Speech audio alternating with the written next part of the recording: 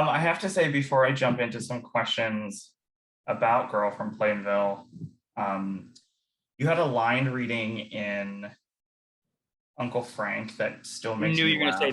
that. I knew you were going to say that. Oh, because does everyone say that? Then I don't want to say it. No, no, no one says that. I am so thankful for that line, like Alan Ball, like, but I think I know what you're, please continue because I think I Oh distinctly know what no, you're about.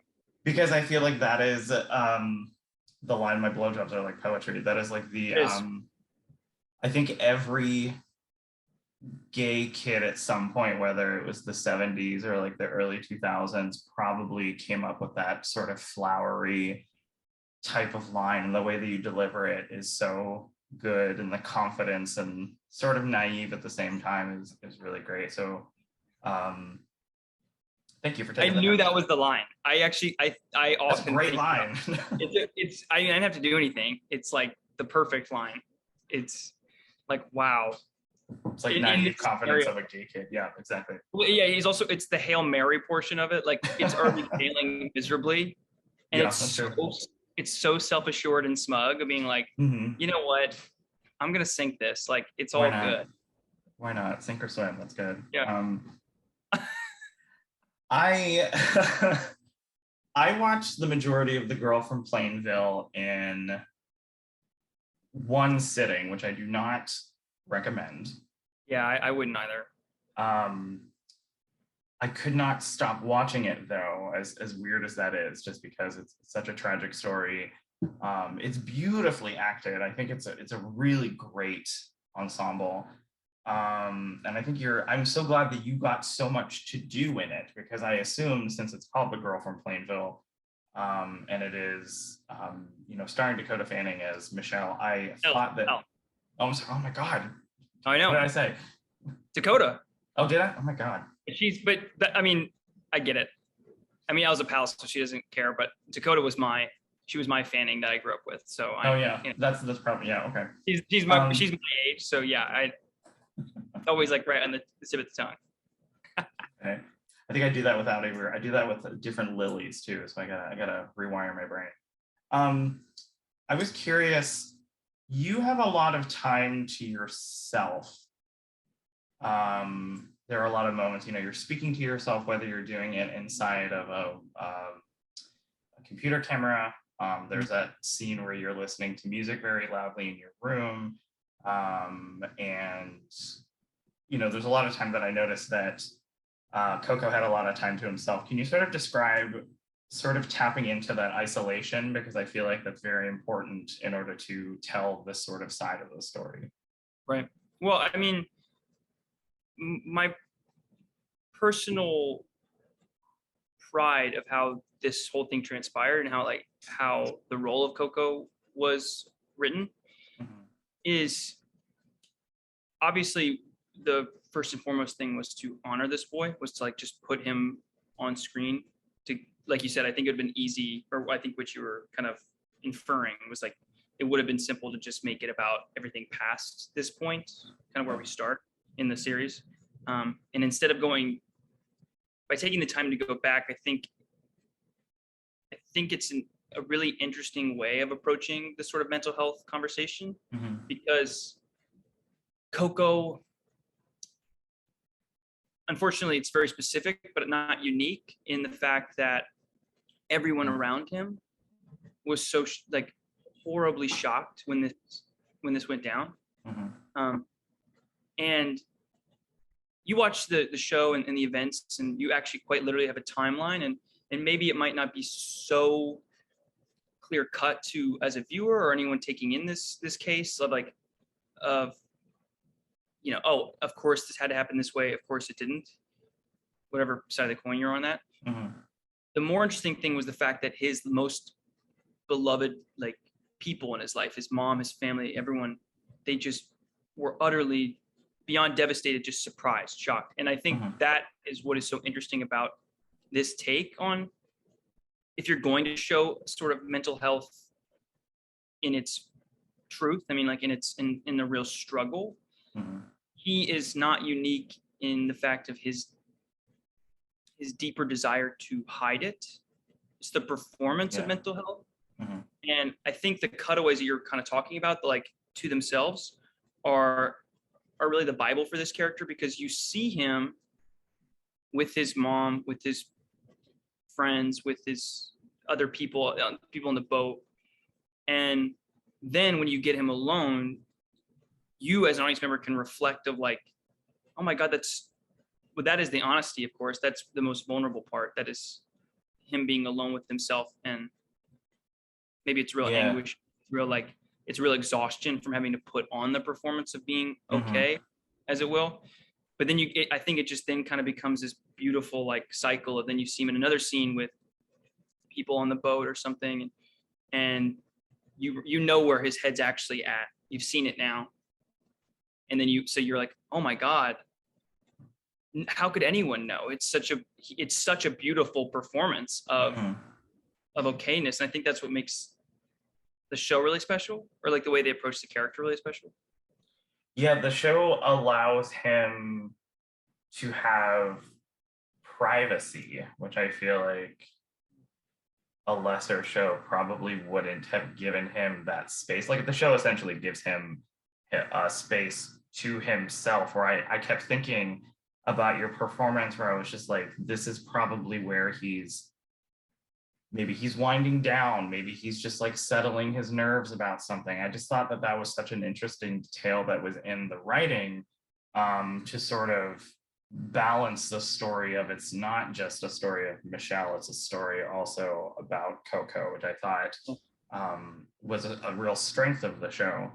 Um, Well, I was gonna say, I think like beyond even just the writing, also the quality of direction of like, a mhm, moment that really comes to mind always was, there's this scene in episode 4, and he has already, of course this is true, been to the hospital, and he has woken up from an attempt, and promises his mother like, I'm, forgive me, like I'm never gonna yeah. I'll never do this again. And then we see, right back into the cycle of everyday life. Of course, this monumental thing has happened, but nothing has changed essentially, right? And Mhm, and so he's doing laundry, and she comes down the stairs, and I love this scene because they actually, both things are true. Both him and his connection with his mom, that is like, she's making fun of him for like, oh, maybe you can make me some rap, maybe you can make me mixed, a mix. yeah. And I'm razzing her, being like, Jesus, it's not, it's the iPod era, ma. It's not, like there's no Yeah. mix, right?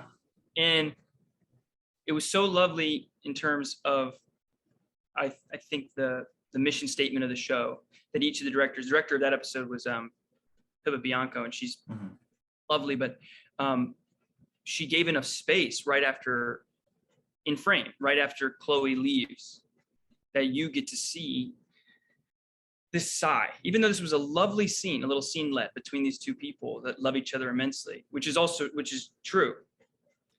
They gave just enough time in frame to see, as she goes up the stairs, just how exhausting that was to mhm. have to, even though he loves her so much, even though Yeah. it's, but to have to just like the shoulders kind of cave back in, it's a sigh of like relief, honestly, that like, okay, now I'm alone again. That took everything out of me, to have a laugh, to reassure her, to tell her, don't worry, the meds are working, all these, Mhm, like, to have to talk about it or talk around it. And I think that's just so real in terms of the heaviness that so many people carry. mhm. And how, like, you're right, I think showing the space of what it's like to be alone, to which in some ways for a lot of people is the place they not exactly want to be, but maybe have to be for a Mhm. moment. For us to have the camera linger on that, I just think is like, it just goes to show the purpose behind the writing, the spaces between the writing, the direction. I just think everyone was so laser focused about like, why are we going to show this boy? Mhm. If we're going to do it, Yeah. let's not do it halfway. Let's remind people that this was a very much a real person, Mhm. and then give him the grace of showing all aspects of his life. Yeah, they don't, the script in the show doesn't, doesn't paint him as like a I always hate when shows with someone who dies, or there's a tragic end or something like that. There's a sort of they sort of I can't think of the right word, where they sort of turn them into a saint a little bit. And I sort of like how the show allows him to just you see the arguments between his parents. You see maybe people snapping at each other. I think that is something that you're right, that the show sort of just gives you a true sort of depiction of him. Okay. No, I totally agree. Like, I think it was kind of like when they're approaching it, it was like, why paint him as a saint? He already was one. There's so many aspects that was like, as much as there was obviously from the way things went down, like a real darkness, a real heaviness, but there was just as much balance of light, if not more so. Yeah. It's like we didn't have to paint it on as some sort of view this as perpetrator and victim. It's just right. Yeah. Just giving which makes it honestly more complicated and a little more universal, I think. Just to watch this person is like, well, he has so many saintly elements to him. Obviously, there's some other darker, especially in the way he interacts with Michelle and the outbursts and things like that. Like there's other elements to him, but that's life. That's so much, there was so much good as well. And there was no need to mock it up. You know what I mean? Yeah, I don't think that it wouldn't be interesting if the show did that either. If they did it like sort of perpetrator victim thing like that, wouldn't be as interesting as sort of embracing the complications of the gray areas. Okay. Okay, well. Well, one of the other things I guess it sort of kind of leads me into my next question, is just sort of the conversations between the two of you. I love the choice in how those were filmed and how those were directed, putting each other face to face.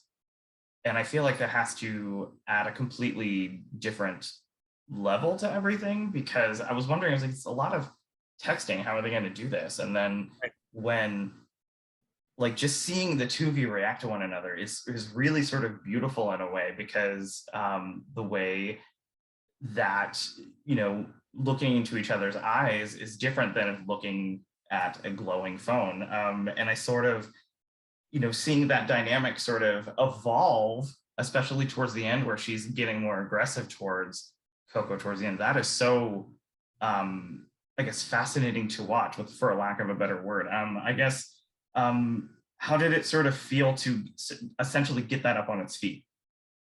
Well, it felt like, when I read it, that it was going to be these sort of like fantastical,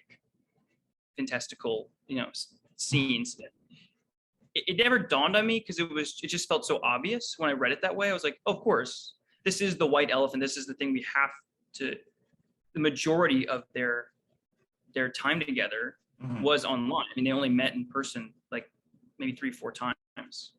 So when I read it, it didn't dawn on me that was going to be, I don't know, almost like revolutionary, for lack of a better word, like that it was going to be such a different take, because it just felt so natural.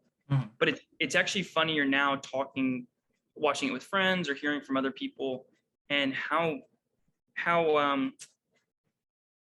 I have a take on this, because to me it hurts me. It feels unfortunate, but how seen people are by these messages, because people really do live a whole emotional sub life just in the way their friendships are online. Their like love lives are online. I mean, there's so much more communication we do there. I mean, even you and I right now, quite literally, but in the way that we find love online, we laugh online, we spend so much time connecting with people in that way. And I think most times you see it's just like little blurbs on the screen, and you don't feel that same, that depth of real, like stake of like, hey, when you text somebody something and you're waiting for a response, how many emotions can fluster of like, oh, I put myself out there. Oh my God, I'm anxious to take, okay, there's 3 bubbles and now it's not. Like one of my favorite moments is when we're at the fireplace and I look at her, we're not together in the same space, but we are in this. And then she goes, God, I hate when you do that, when you just text me. And it like, it took my breath away because it was so like, of course there's this whole world of like emotionality, and then multiply that by being a teenager and all of that being just online and waiting for a response and hoping for someone to feel the same way as you, all these things, and seeing it play out with each other in the same space. It just feels, I don't know, like it's really actually honoring that connection. And in showing so, especially in lieu of what the tragic, very ultimate consequences that comes from it, to me, it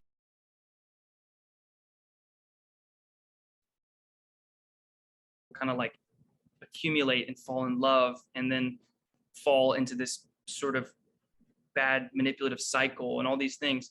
And then the way it plays out, to me, it's like this, I'm like, I throw my phone out the window, you know, I'm like, oh my God, I don't want to connect in that way anymore, which becomes very hard when you're trying to promote a television show in 2022. And you're like on Instagram, like, hey, everybody watch my show. Do you know what I mean? Yeah, there is sort of, I don't know, I'm older than you, so I think it's sort of, I don't know, seeing, you know, the side of how people interact face to face on the show. And then it made me think of how I interact just texting. Like even when I was sitting there watching the show physically and I was talking to people, you know, we're having like a jokey conversation, like back and forth. And I said like, LOL, and I'm obviously not laughing. And it's sort of just like, there's this artifice that we all put on. And it's so interesting that like the life that we have on here is different than like the interaction that you and I might have. So I thought that was just so, you know, it wasn't a novelty when it first popped up in the show, like when you know, magically appear in the same space, that it made me actually forget a lot of the times, oh, they're not together. Like obviously they're talking, and that obviously strengthens the connection between you and Elle's characters because it feels so much more natural and it's so established, and it's so, you guys have amazing chemistry. It's kind of insane. Thank you. Yeah. Well, she's very good, so it's very simple. I mean, it's like I was just trying. So are you? It's just like, but you know what I mean? Like you're 5 feet away from someone who can just on a dime do anything, and you're like, I don't know. But we also had it was nice because we kind of, obviously this connection was very important. Yeah, it's essential to the show working. Yeah. Right. But I think there's also, in the same way you were kind of talking about earlier, of like, it could have been very simple to just play it the one way of showing, especially if you lean into just like the darker elements of this boy, right? And I think the same can be said of her. And that's not a story that anyone on the team wanted to tell. Everyone wanted to kind of just, I think everyone just had a pause about this.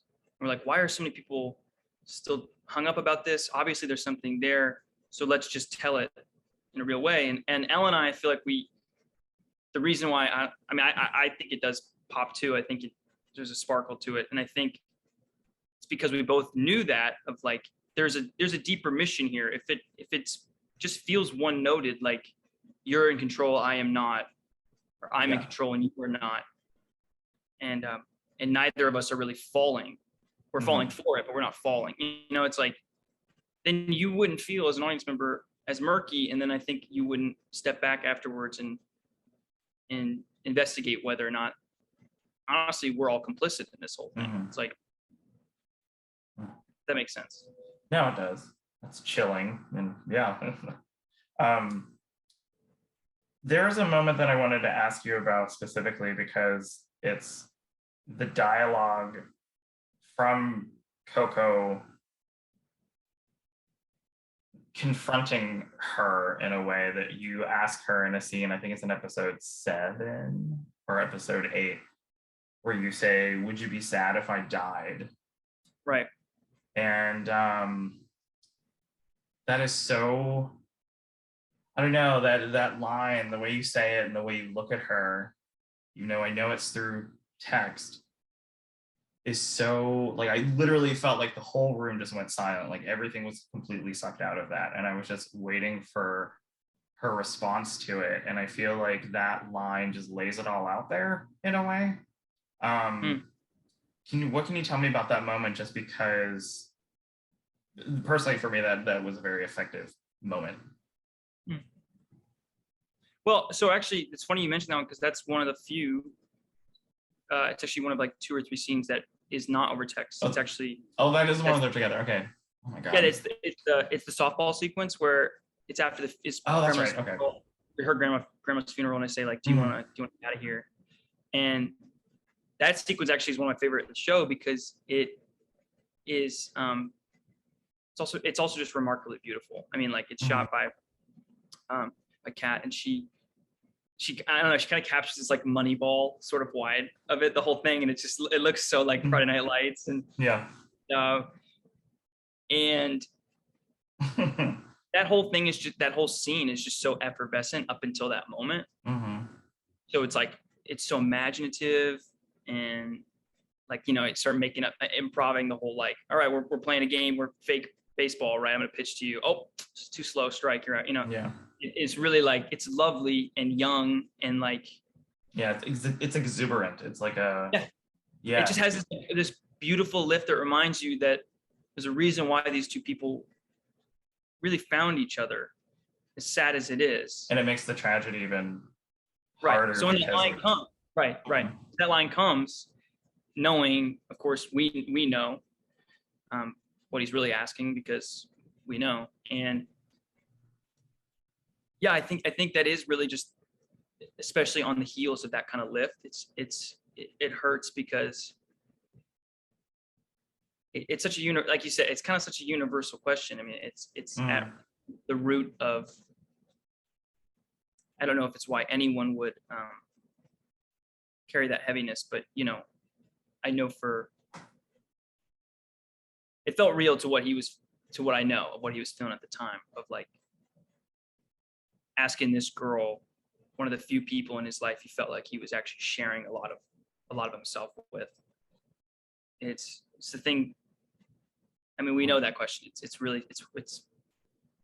It hurts so bad to think about knowing the ending, but I'm glad you pinged that. It was really, it's a beautiful little bit. Well, let me just ask you one last question before I let you go then. Okay. I loved you in Dear Evan Hansen as well. I'm a sucker for musical. I'm a musical theater person. You don't say. I was watching I watched Sincerely Me a couple of times yesterday, just because I like how that sequence is cut, and I feel like that movie I think that movie got a little bit of a raw deal last year. I think people took like some negative things and ran with it, and I think that was a little unjustified. But I wanted to ask you, since last year was the year of the musical, you were in one of the musicals. One of like 8, one of like 8 musicals, and your character in that show or movie deals with a lot of heavy things as well. I was curious if there was a movie musical that you could do where you could have carte blanche, any part that you could play, what would it be? Ooh. Actually, I have this grand plan. I haven't told the guys yet, but I would love for Bench and Justin I have this grand plan to revisit Dogfight as a film. Oh. Yeah. Oh God. I think it deserves another shot. I think there's something, obviously there's something there. I mean, the score is like, that score is bonkers good. Yeah. And I love River Phoenix, so I'm just trying to. Okay. I'm just trying to, get on that vibe. But I don't know, from something that's already like kind of established though. I don't know. I mean, I have some ideas, but they're all kind of, you know, in the, trying to make it happen for real. Okay. Yeah, yeah. Don't want to put anything out there if you don't want to jinx it. Yeah. There's, I want to manifest. yeah. I asked that question because I was fortunate enough to speak to a lot of people in, some of the movie musicals this past year. And it was like, everyone wants to do cabaret. I think I had like 3 people. I don't know if it's just because there's like some, some dark shit happening in the world. Sure. Maybe maybe that's just on everyone's mind. So I thought you're gonna like, I want to be Cliff in cabaret, and I'm just shut my computer if you said that. But I'm not gonna be Cliff though. I mean, I'm not really right for it, but I'm not gonna be Cliff if I can be the MC. I'm not gonna. That's true. That's true. I mean, you're not gonna say no to the MC. Of course, but I'm also like, it is so heavy right now that I'd rather. Like one of my favorite shows of all time. I guess it's a deep bird cut, but not really. It's like A Little Night Music. Oh, I love A Little Night Music. I do too. Be a good Henrik. Henrik, yeah. Yeah. And I also want to do it so many times that I play, and I'm almost out of Henrik H. I'm trying to like make it happen quick. I play him, and then I play Carl Magnus. I play Frederick. I do the whole like cycle through the years. But that one, I think it's so funny and beautiful, and no one has like, this is maybe a hot take, but I don't think anyone's really like cracked it. It's done it really like full out well. I think people are afraid of the sophistication of that show when really that show, it is sophisticated and beautiful and bustles aplenty and corsets and everything. But it's also like farce. It's so funny. It's so funny. And I don't think anyone really ever does it that way because I think they're so scared of the sophistication, they lean into it. Mm-hmm. And the whole thing is just like giving it to you. It's juggling farce and fancy, Yeah. All right. Well, I guess 2024. Little we have to music. wait a year. Let's greenlight it now. Come on. I'm not saying greenlight, so that's one's going to get released. That's all. Oh, of course. We're going to shoot it next year. Okay. We're going to shoot it next year. You're shooting it right now. You're on set. Okay. I'm here. Yeah. I'm in Germany. My God. All right, Colton, thank you so much for your time.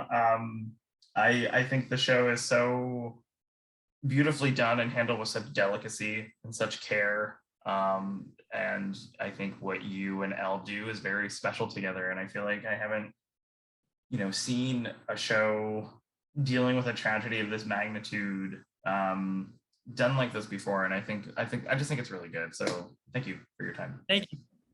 That means the world because I'm so proud of it. It's insane. Yeah, it's so good.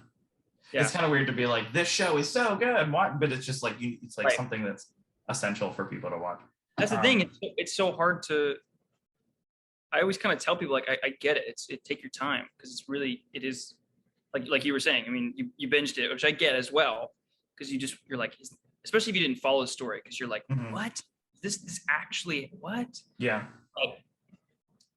But it is like it deserves a fair warning of like it's hard, but I do think the reason it feels so hard is because it's a growing pain. It's like we haven't worked through collectively. It's trauma we have not all worked through yet, and that's why it deserves to be revisited. It deserves like laser like attention, and this is like a show where you need to like get away with all the distractions and just like sit down and actually listen to the words that people are saying. It's sort of like that kind of watch.